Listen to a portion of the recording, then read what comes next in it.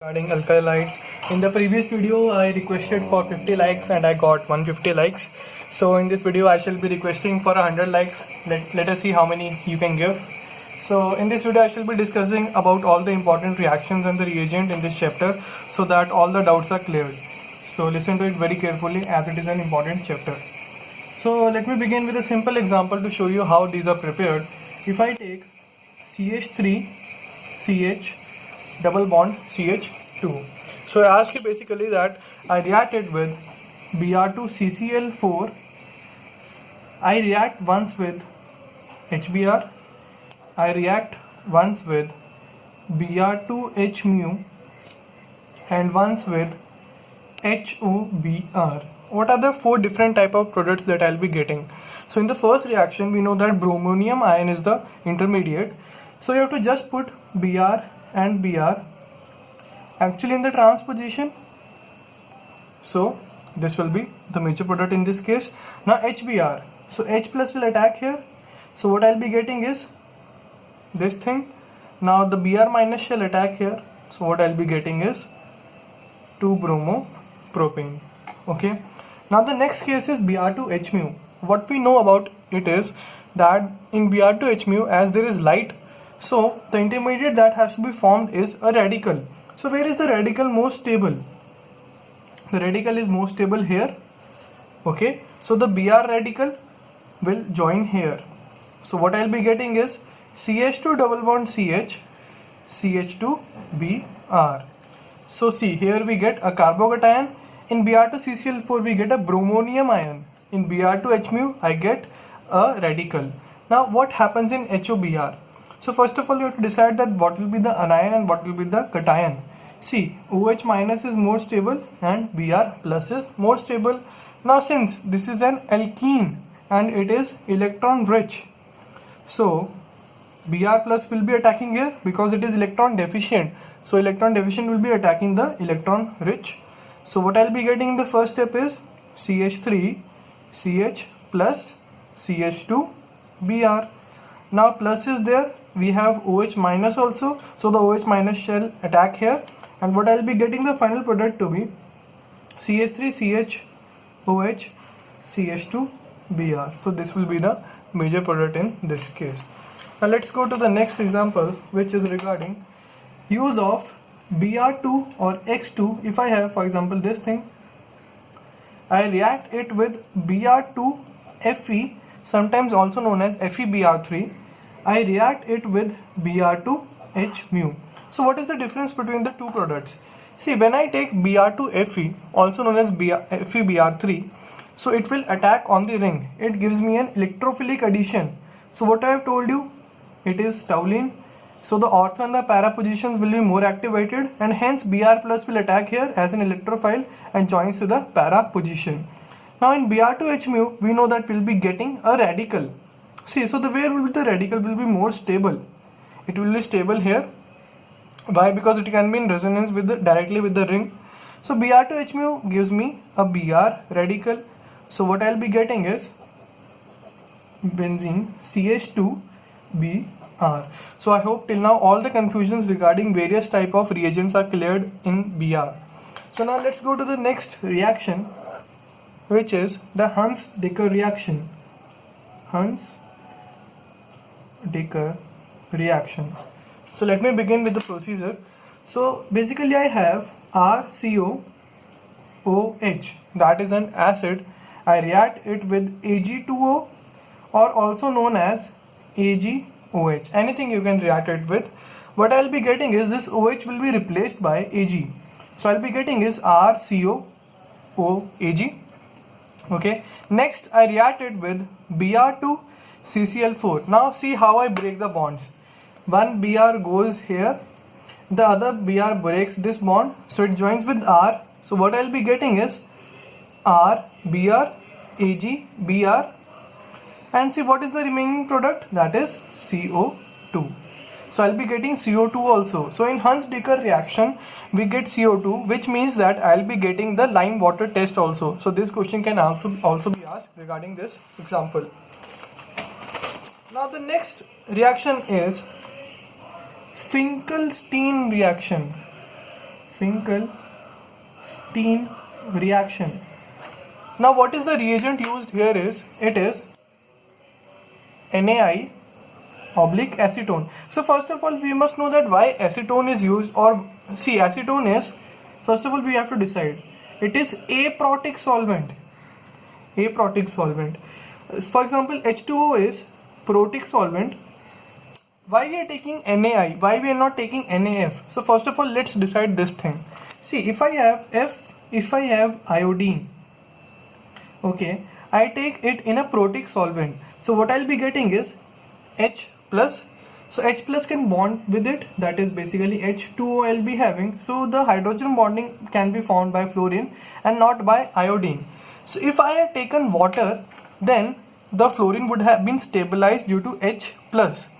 See, if fluorine is stabilized, it will tend not to give the electron density, and hence the nucleophilicity will decrease, because fluorine will become more stable in protic solvent. And what will be the nucleophilicity order in the protic solvent? Fluorine has to be less than chlorine, has to be less than bromine, has to be less than iodine. So this is the nucleophilicity order in the protic solvent. Fluorine forms hydrogen bonding with water and hence it is stabilized. Thus it will not tend to give the electron density that it has. Okay, so now let's go to decide that how NaI acetone is used and why not NaF acetone is used. See, which will be the more covalent one, F minus or I minus? I minus will be the more covalent compound, and hence it will tend to dissolve in the covalent substances or the aprotic solvents. Okay, so which are the aprotic solvents? These are acetone. So I minus is soluble in acetone, and hence we use NaI for the reaction. So what is the reaction? If I have RF, RCl, RBr, I react it with NaI acetone, what I'll be getting is Ri plus NaF, NaCl or NaBr depending upon the reactant. Okay, so this is the Finkelstein reaction. Now let's go to Schwarz reaction. Schwarz reaction. So it is the same type of reaction. Here I am using AgF. So what is the reaction? RCl, RBr, Ri plus AgF.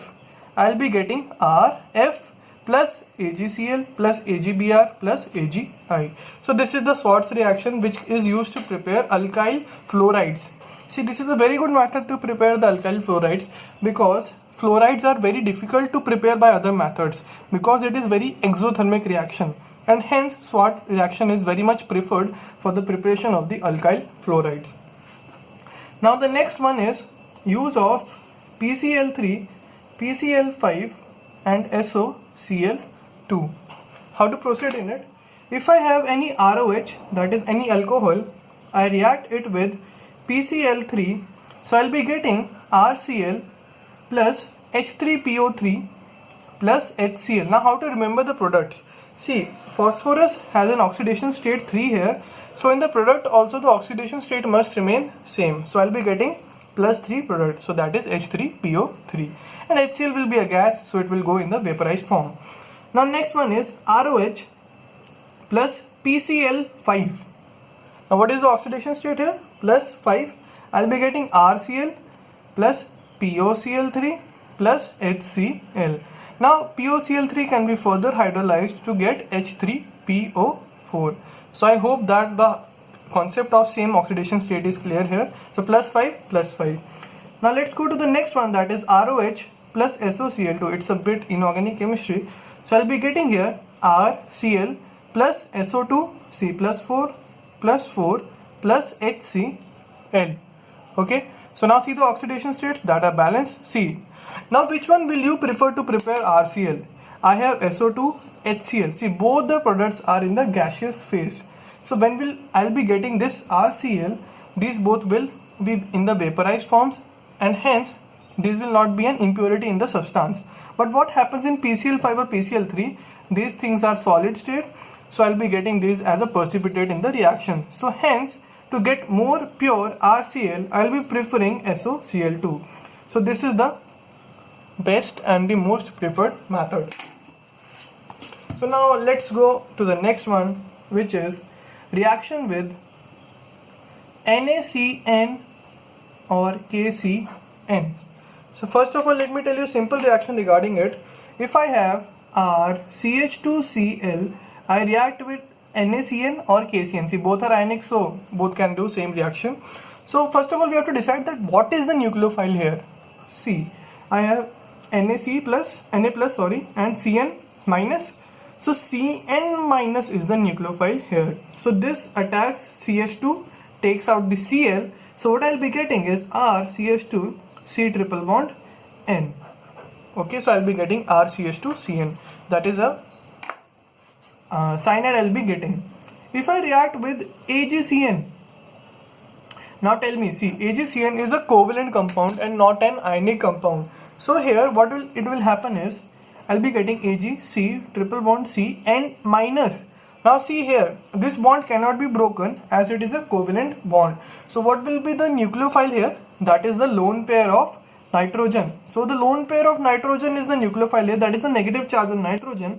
So I'll be getting is RCH2Cl plus AgCN. Cn minus will attack, take out the Cl. The Cl goes with Ag plus to give me RCH2N triple bond C minus N plus. So what is this? This is known as isocyanide. So I hope it is clear that how N triple bond C is formed here. Now the next one is with NaNO2 or KNO2. So basically, first of all, you have to decide that this is an ionic compound. So I'll be getting Na plus, NO2 minus. So what is NO2 minus? This is NO2 minus. So what will be the nucleophile here? Nucleophile will be the lone pair of oxygen or the negative charge on oxygen. So what has to attack here is actually O minus N double bond O. So this attacks here, takes out the Cl. I'll be getting R CH2O N double bond O. Okay, so see, I'll be having a lone pair on nitrogen also, but O minus will tend to give the electron density because it is a better nucleophile here. Okay, so that is the difference here. Now let me go to the next one, which is reaction with AgNO2. Now what is AgNO2? See, it is a covalent compound, so I'll be having Ag N double bond O, O minus and plus here. Okay, so this will be AgNO2. Now it is a covalent compound. So the lone pair on nitrogen will be basically the nucleophile which shall attack. So the lone pair on nitrogen attacks here, takes out this Cl. What I'll be getting is RCH2 N double bond O, O minus. So I'll be getting a nitroalkane here. So this is the basic difference that we have learned yet. So let me do a simple question on how to solve it. If I have this compound OH, Cl, OH minus delta, I ask you what is the final product. So first of all, how we have to proceed? See, OH minus will tend to attack here, take out the Cl. So I'll be getting in the first case is OH, OH. Now since delta is given, that is we have to take out the water. So how can water be taken out? This way. So take out the water. What I will be getting the final product to be this thing. Hence ring enclosure happens. So this is one of the many examples that we can take in this chapter. Now let me go to the next one, and which are the most important parts in this chapter. SN1 and SN2. I'll give a brief description about it. SN1. So basically, if I have, you have to form a carbocation here. Okay, I have this thing.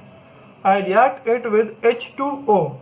So first of all, what will happen is H plus will go, attack this place, take out Cl. So what I'll be getting is CH3CH, CH3 and positive. Now see what happens. The hybridization of carbon in this case is sp3. The hybridization of carbon in this case is sp2. So what is this? Planar. Okay. Now see, H2O has H plus and OH minus. So OH minus will be a nucleophile here, and hence OH minus can attack from below the plane also and above the plane also. Okay. So this was taught to us that in SN1 no inversion happens, only retention happens, and no optically active product is formed. So this is the reason that why no optically active product is formed, because in a planar carbocation the OH minus can attack from any sides, be it below or above, and hence we can get this product also, and we can get the inversion product also, that is CH3OH. So this is retention, this is inversion, but we take the retention to be major as these are present in obviously equal amounts, but sometimes retention is taken to be the major to rule out the optical activity. Okay, so this is the basic of SN1. Now see, I'll go to SN2.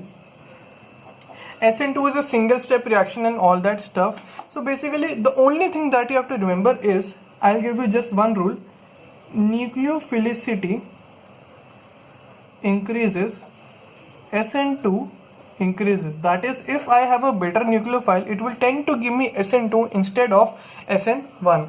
Now how we can increase the nucleophilicity? See, I'll take two types of reagents here. If I have ETOH, ETO minus, this is the first reagent that I am taking. The second reagent that I am taking for the reaction is only ETOH. So how to decide which is a better nucleophile? See, if I have any acid and I take its conjugate base with it, ETOH has a conjugate base ETO minus. Conjugate base means that you have to remove the H plus and whatever comes, that is the conjugate base. So the conjugate base is ETO minus. If then that reaction will always give SN2. So I'll be getting SN2 reaction here, and here I'll be getting SN1. So this is the basic difference between SN1 and SN2 on the basis of which the questions will be asked. Let me tell you a simple example and how to see it. If I have CH3, CH3, CH3, CH2Cl, this is the question, and first of all I react with ETOH, I get A. If I react with ETOH, ETO minus, I get B. So what is A and B? So first of all I see that A is SN1 or SN2. First of all we have to decide that. It will be SN1 because I don't have a conjugate base. So H plus will attack, it will remove this, plus will come here, this goes here, methyl shift occurs. So what I'll be getting is CH3CH3, positive charge on the tertiary carbocation, on the tertiary carbon, because it is more stable carbocation. Now see, what I'll be getting is ETO minus, that will tend to attack here. So what I'll be getting is CH3 C, CH3 OET, CH2 CH3. So this is A. Okay, now let's go to the B one. So what I was having the question to be is CH3 C, CH3, CH3 CH2Cl. Now in B I have SN2 reaction. The reagents mentioned are ETO minus and ETOH. So nucleophilicity increases, and we know that in a carboanion there is no rearrangement. So ETO minus will directly attack this carbon, take out the Cl. So no rearrangement, and hence no carbocation will be formed in this case. So I'll be getting CH2OET. So this will be the major product in this case. So I hope SN1 and SN2 are cleared, the basic differences. So now let me go to another very important example, that is if I have CH3CH2 CHNET2 CH2Br, aqueous OH minus. Aqueous OH minus is the nucleophile here. So first of all we have to decide that which reaction will occur first. So let us remember that intramolecular reactions are faster than the intermolecular reactions. So first of all what will happen here is CH3CH2 CHNET CH2Br. I have told you the intramolecular reactions are faster than the intermolecular reactions. So the nitrogen lone pair attacks here, takes out the Br. So what I'll be getting, the first step is CH3CH2 CHNET. So what I can write this product to be as NCHCH ET plus and I can write CH2CH3 to be ET also.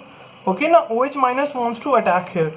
It can attack either this carbon or it can attack either this carbon. So we have to remember, we have to find out which carbon is more suitable. See, if I attack here, then it is more crowded, and OH minus will tend to attack the carbon which has least crowded position, because it is a nucleophile, so it will attack the carbon which is least crowded. I have two options, so I'll be attacking here, the ring opens, so I'll be getting the final product to be CHOH, the OH joins here, the ring opens here, so NET comes on this carbon, so NET2 and ET.